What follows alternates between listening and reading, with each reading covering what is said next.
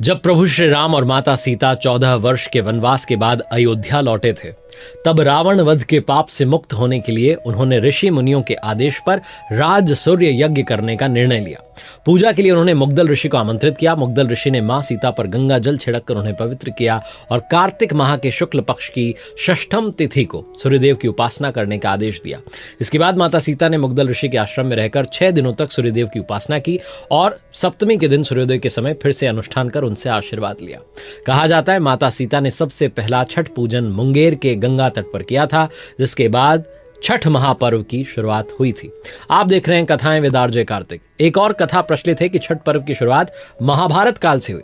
इस पर्व को सबसे पहले सूर्यपुत्र कर्ण ने सूर्य की उपासना करके शुरू किया था। कहा जाता है कि उस भगवान सूर्य के परम भक्त थे और प्रतिदिन घंटों तक पानी में खड़े होकर के सूर्यदेव को अर्घ्य देते थे। सूर्य की कृपा से ही वो महान योद्धा बने और आज भी छठ में अर्घ्य दान की जो परंपरा है ये बड़ी प्रचलित है। छठ पर्व के बारे में एक और कथा है और वो ये कहती है कि जब पांडव सारा राजपाट जुए में हार गए, तब रानी द्रौपदी जो थी उन्होंने छठ व्रत रखा था। इस व्रत से उनकी मनोकामनाएं पूर्ण हुई और पांडवों को सब कुछ वापस मिल गया। ये भी कहा जाता है कि सूर्यदेव और छठी मैया का संबंध भाई बहन का है, इसलिए सूर्यदेव की आराधना को जो है फलदायी माना गया है। पौराणिक महत्वों की बात करें तो एक और जो है कथा बड़ी प्रचलित है।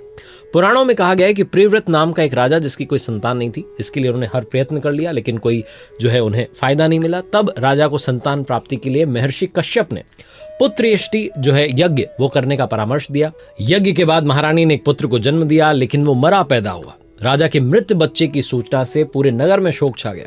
कहा जाता है कि राजा जब मृत बच्चे को दफनाने की तैयारी कर रहे थे, तभी आकाश से एक ज्योतिर्मय विमान धरती पर उतरा। इसमें बैठी देवी ने कहा, मैं षष्ठी देवी हूं और विश्व के समस्त बालकों की रक्षिका हूं। इतना कहकर उन्होंने शिशु के मृत शरीर को छुआ, स्पर्श किया और वो जीवित हो उठा। इसके बाद राजा ने अपने राज्य में छठ पर्व मनाने की घोषणा कर दी। अगर साइंटिफिकली बात करें तो छठ पूजा जो है षष्ठी तिथि पर एक खगोलीय घटना होती है और इस दिन सूर्य की जो पराबैंगनी किरणें हैं वो धरती पर अधिक मात्रा में आती हैं, जो कि जीवों के लिए लाभकारी होती है।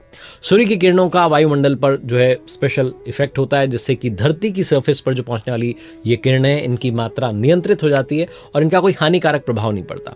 कहा जाता है कि इसलिए इस दिन जो है सूर्योपासना से मनुष्य के शरीर को और जीवन को बहुत लाभ मिलता है।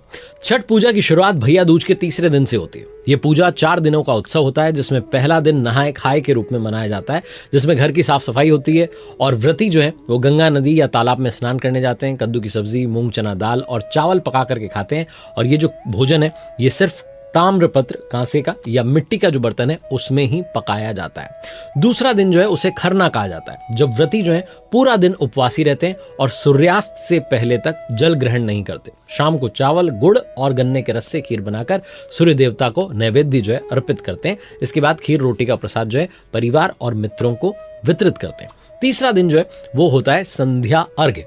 ये संध्या अर्घ्य का दिन वो है जब व्रती जो है डूबते हुए सूर्य को अर्घ्य अर्पित करते हैं। इसके लिए बहुत ही स्पेशल प्रसाद बनता है, जैसे कि ठेकुआ, चावल के लड्डू बनाए जाते हैं और एक स्पेशल बांस की टोकरी में रख करके इन्हें घाट तक ले जाया जाता है।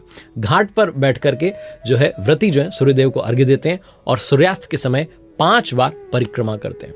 और चौथा जो दिन आता है छठ पूजा का वो होता है उषा अर्घ्य, जब उगते हुए सूर्य को अर्घ्य अर्पित किया जाता है। व्रती जो है सूर्योदय से पहले घाट पर पहुंचकर सूर्य देवता की पूजा करते हैं और फिर घर पर लौट करके पूजा का प्रसाद सभी को वितरित करते हैं। जैसा मैंने बताया था कि माता सीता ने वो सप्तमी के दिन जो है सूर्य भगवान को सूर्योदय के समय जो उनकी उपासना की। व्रती जो है उनके लिए थोड़ा सा ये कठिन व्रत होता है, क्योंकि 4 दिनों तक उपवासी रहना होता है, अन्न और जल का त्याग करना होता है, सिर्फ एक बार प्रसाद ग्रहण कर सकते हैं, दिन में सादा भोजन करना होता है, रात में विशेष पूजा प्रसाद होती है और मुख्य रूप से ये जो व्रत है महिलाएं करती हैं, जिन्हें परवैतिन कहा जाता है।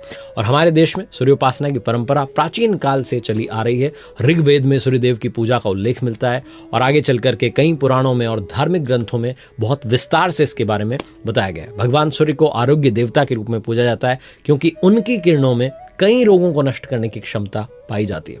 उम्मीद है आपको ये कथा, आज का वीडियो पसंद आया होगा। आप सभी को छठ पूजा की पुनः बहुत बहुत शुभकामनाएं।